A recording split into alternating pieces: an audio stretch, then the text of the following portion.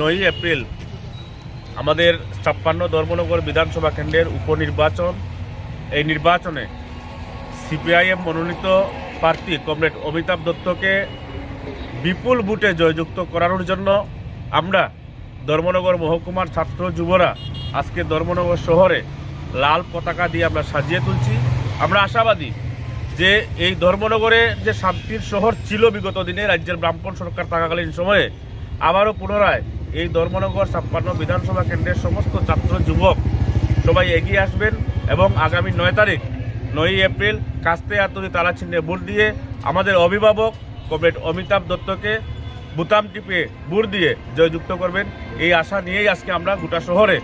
পরিক্রমা করছি এবং আমাদের লাল পতাকা আমরা লাগিয়ে আমরা গোটা শহরকে আমরা জানান দিতে চাইছি যে আমাদের জয় নিশ্চিত এবং আমাদের অমিতাভ দত্ত আগামী 4 মে জয়যুক্ত হবেন এবং ধর্মনগরে লাল আবির দিয়ে আমরা সবাই মিলে আনন্দ